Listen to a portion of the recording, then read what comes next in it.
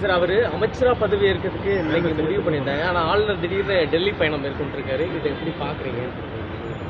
அதாவது இன்னைக்கு பதவி பிரமாணம் செய்து வைக்கணும் என்பதை தவிர்க்கிறதுக்காக டெல்லி சென்றிருக்காங்களான்னு எனக்கு தெரியல. அப்படி சென்றிருக்கோம்னாங்க, ஏற்கனவே திட்டமிட்ட பணிகள் இருந்ததுன்னா அது விஷயமாக டெல்லி போயிருப்பாங்க.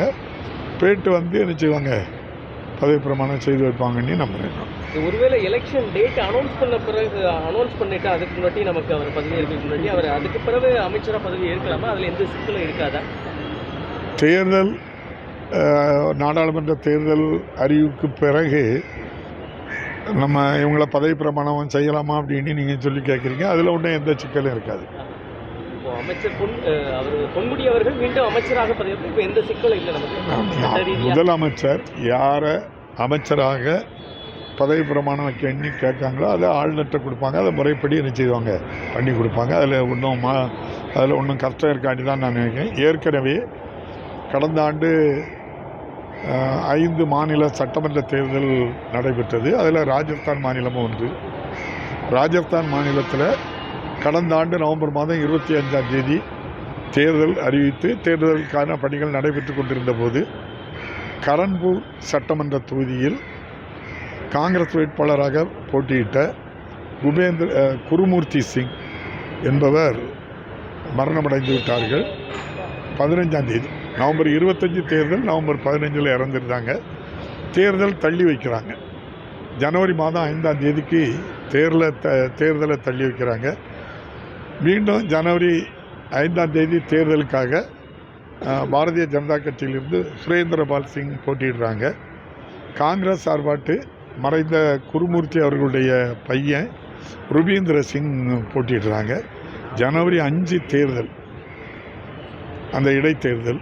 ஏற்கனவே உள்ள தேர்தல் நவம்பர் 25 தேர்தல் முடிஞ்சு தேர்தல் முடிவுகள் டிசம்பர் மாதம் 3ஆம் தேதி அறிவிக்கப்பட்டு பெரும்பான்மையை பாரதிய ஜனதா கட்சி பெற்று அதில் முதல்வராக பஜன்லால் சர்மா என்பவர் டிசம்பர் 15ஆம் தேதி முதல்வராக பதவி பிரமாணமும் எடுத்துக்கொண்டாங்க. அதன்பின் அமைச்சரவை ஒட்டுமொத்தமாக டிசம்பர் மாதம் 30ஆம் தேதி பதவியேற்கிறாங்க. அதில் ஒருவர் நம்முடைய பாரதிய ஜனதா கட்சியினுடைய கரன்பூர் சட்டமன்ற வேட்பாளரான சுரேந்திர சிங்கும் ஒரு ஆள் வேட்பாளராட்டு இருக்கிறாரு. அவரும் இண்டிபெண்ட் மினிஸ்டர் ஃபார் ஸ்டேட் ஆட்டு அவங்களே என்ன செய்கிறாங்க, பதவி பிரமாணம் செய்து வச்சுருக்காங்க. பிறகு தேர்தல் நடக்கு. அவர் தேர்தல் கோட் ஆஃப் கான்டக்ட் இருக்குது. அவர் இடைத்தேர்தலில் வேட்பாளராக தான் நிற்கிறாரு. முதல்வர் அவருக்கு பதவி பிரமாணம் செய்து வைக்கணும்னு சொல்லி ஆளுநர்கிட்ட சொல்கிறாங்க.